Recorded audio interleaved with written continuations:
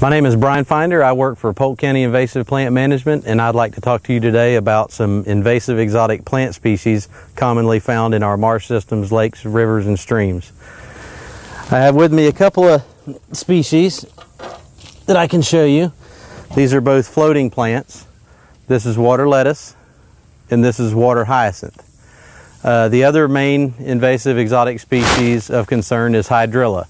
Unlike these plants that float on the surface of the water, it's a submerged species, which means it grows from the bottom of the lake, comes up to the surface, and stays below the surface. It doesn't emerge from the top of the water like other grasses and cattails and various things you'd find in the marsh.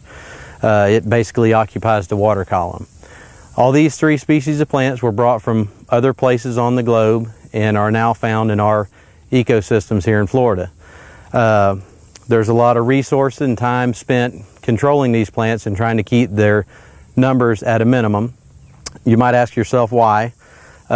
These are not poisonous species. Hydrilla, for instance, doesn't come up out of the water and grab your children and pull them into the lake. They're mainly treated because of their fast growth rates. They live a pretty much predator and disease-free lifestyle in the state. They have no natural enemies to keep their populations in check. These floating species, for example, multiply, multiply, multiply, multiply. They float on the top of the water. It's like throwing a canvas over grass in your lawn. The grass underneath the tarp is going to die.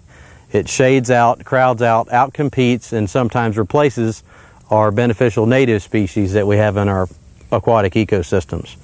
Hydrilla is the same way. It has extremely fast growth rates, pretty much growing all year in Florida, putting on the bulk of its weight during the summertime, where it can grow from one little sprig in the water, and in a few months time period can be a 12 foot by 12 foot by 6 foot high dome under the top of the water.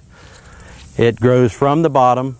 This is hydrilla now. These are floating species. We've talked about those. The hydrilla grows from the bottom of the water. When it reaches the surface, it doesn't stop. It starts balling up, and forms a thick mat of vegetation on the surface.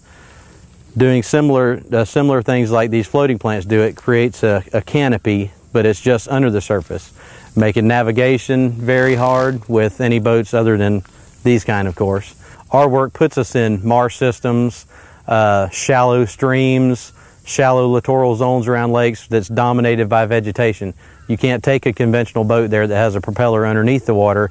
You have to skim across on top of the water and get on top of the vegetation in order to do the majority of our treatments.